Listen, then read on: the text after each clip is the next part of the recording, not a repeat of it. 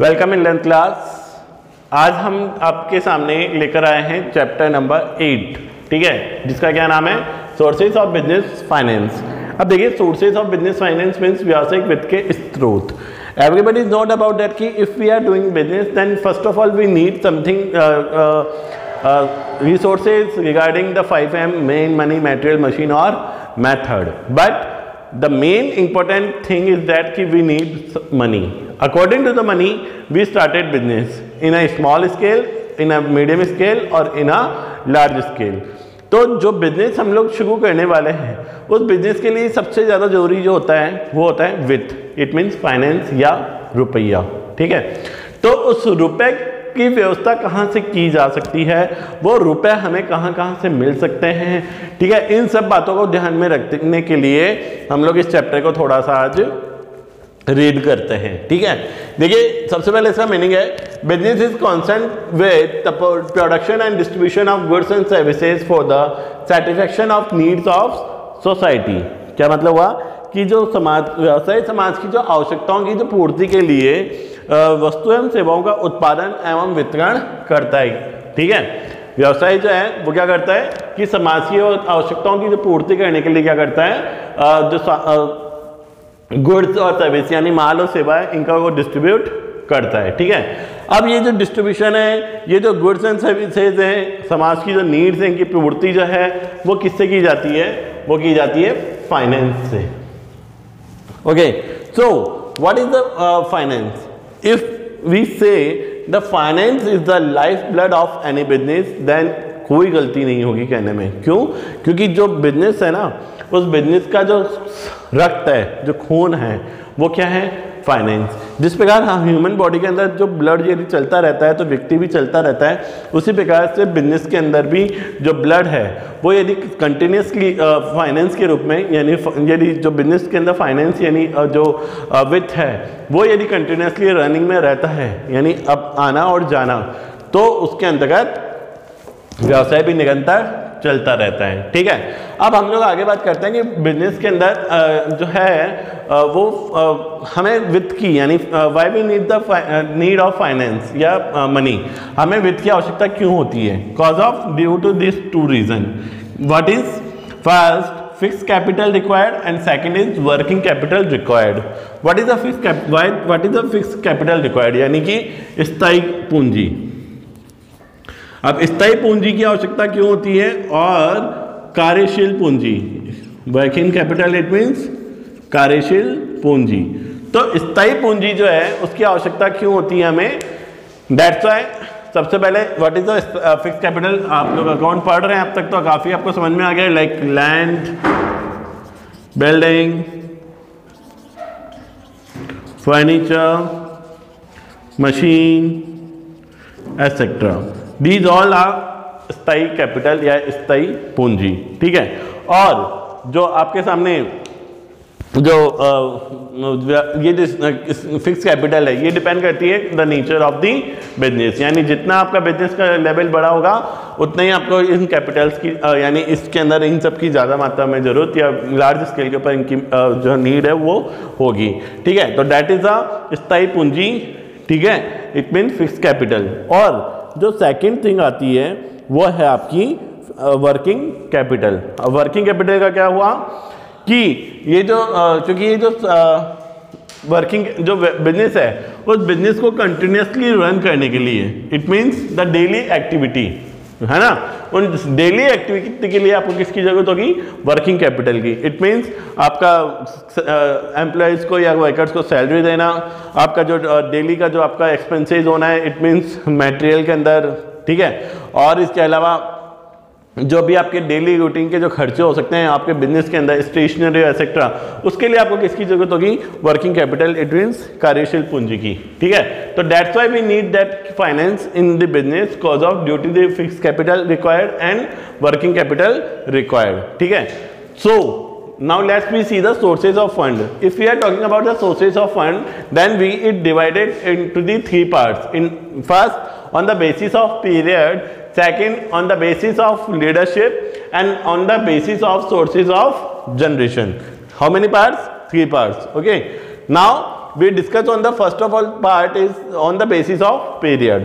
On the basis of period, we divide into 3 parts. Okay, first is long term, second is medium term और third is short term. ठीक है, यानी दीर्घावधि के लिए, मध्य अवधि के लिए और अल्प अवधि के लिए. ठीक है, जो लीडरशिप है उसके अंदर 2 पार्ट्स हैं, एक तो है ऑनर्स और एक है बोराउड, यानी स्वामित्व और इसका ऋणगत कोष.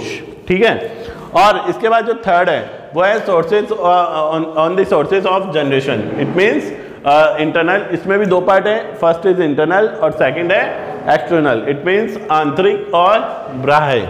ठीक है, तो मैं अभी इस वीडियो के अंदर केवल आपको इसके बारे में बता देता हूं जो मैंने अभी तक लिख रखा है. ठीक है, देखिए लॉन्ग टर्म जो होता है, if you are talking about the long term sources, then long term के अंतर्गत जो आते हैं उसमें आते हैं आपके like equity share, retain earning, preference share, debenture, loan from finance institution and loan from banks. ठीक है, अब बात आती है कि ये जो आपका पैसा जो मिलने वाला है, इट मीन्स जो दीर्घावधि के लिए जो मिलने वाला है, इसकी मिनिमम जो अवधि होती है वो कितनी है? 5 years अबव. यानी 5 साल से यदि आपको ज़्यादा के लिए धन की आवश्यकता है, आपको रुपयों की आवश्यकता है, वित्त की आवश्यकता है बिजनेस में, तब आपको इन सोर्सेज का यूज करना है. और यदि आपको 1 to 5 ईयर के लिए चाहिए, यानी ठीक है 1 to 5 ईयर के लिए, देन आपको loan from bank, public deposit and lease financing, इन 3 का सारा लेना होता है in the business. But if you want only short term money, ठीक है, यानी कम 0 से 1 ईयर, यानी 0 से 1 ईयर, इट मीन्स कम 1 महीने से लेके 12 महीने तक है. ठीक है, 1 साल तक के लिए, तो आप उसमें क्या यूज कर सकते हैं, कौन से फंड्स यूज कर सकते हैं? ट्रेड क्रेडिट, फैक्टरिंग, बैंक्स और कमर्शियल पेपर. अब देखिए जो बैंक्स है ना, ये बैंक्स एक तरह से आप भी जानते हो, हर बैंक जो है शॉर्ट टर्म लोन भी देता है, लॉन्ग टर्म लोन भी देता है और मीडियम टर्म भी लोन देता है. ठीक है, दैट्स व्हाई बैंक तो तीनों में आ ही चुका है. और कुछ फाइनेंशियल इंस्टीट्यूशन जो हैं वो भी बाकायदा मिड टर्म और लॉन्ग टर्म के लिए देते हैं, तो ये भी हम लोगों ने इसमें दोनों में मेंशन किया है. ठीक है, अब जो यहाँ पर बात आ रही है इक्विटी शेयर, वो इक्विटी शेयर जो है वो एक तरह से कौन सा टर्म आता है? लॉन्ग टर्म के लिए आता है. पर जो इक्विटी शेयर है वो क्या होते हैं? ऑनर्स के होते हैं. इट मीन्स स्वामित्व किसका होता है? उनमें मालिक जो होता है वो इनका स्वामी होता है, इसलिए इसको ऑनर्स फंड भी में भी शामिल किया जाता है. ठीक है, आगे आपको समझ में. तो अब बात कर रहे हैं हम लोग इसमें अवधि के आधार पे. ठीक है, it means on the basis of period. इसमें आपको बता दिया मैंने कि ये कम से कम 5 साल के लिए से अबव के लिए, तब आपको ये सोर्स यूज करने हैं. आपको यदि मीडियम के लिए करना है तो आपको ये वाले टर्म्स यूज करने हैं, और यदि आपको शॉर्ट टर्म के यानी 0 से 1 ईयर तक के लिए करना है तो आपको ये वाली चीजें यूज करनी है. ठीक है, और लीडरशिप और इंटरनल और एक्सटर्नल, इसकी बात कर रहे हैं आंतरिक और बाह्य. तो आंतरिक जो सोर्स है उसके अंदर आपको समझ में भी आ रहा होगा, इन द इंटरनल कहां से पैसे इकट्ठा करेंगे आप? कंपनी के अंदर से ही. ठीक है, अब कंपनी के अंदर से क्या हो सकता है? लाइक आपके खुद के कुछ बिल्स पेएबल है, बिल्स रिसीवेबल है, एक्सेट्रा. यदि रिसीवेबल जो हैं वो आपके पास में एक तरह से इंटरनल सोर्स है. एक्सटर्नल कौन से हो सकते हैं? जैसे आपके जो सप्लायर्स हैं, ठीक है, आपके जो डेप्टर्स हैं, है ना, जो उनसे आपने ले लिया, तो कौन सा हो गया? एक्सटर्नल सोर्स ऑफ फंड्स हो गए. ठीक है, तो अब जो मैं आपको समझाने वाला हूं वो ये वापस कि ये जो आपके सामने इतने सारे जो पॉइंट्स हैं, इनमें से जो कुछ पॉइंट्स हैं हम लोग यानी जो रिपीट नहीं हो रहे हैं, उन पॉइंट्स के ऊपर मेरा अब पर्टिकुलर एक वीडियो आएगा. ठीक है, जैसे जो मेरा नेक्स्ट वीडियो आएगा वो आपके ऊपर आ जाएगा, जैसे रिटेन अर्निंग के ऊपर आ जाएगा. ठीक है, इसके बाद में फिर आपका पब्लिक डिपॉजिट पर मिलेगा, एक लीज के ऊपर मिलेगा. ठीक है, इसके अलावा एक इक्विटी और प्रेफरेंस शेयर पे मिल जाएगा. इस तरीके से मैं आपको ये हर पार्ट में धीरे धीरे समझाते हुए आपको ये बताऊंगा कि हम लोग किस तरीके से इन सोर्सेज ऑफ फंड्स का यूज कर सकते हैं और उनके कुछ एडवांटेजेस और लिमिटेशन के साथ में. ठीक है, आगे आपको समझ में.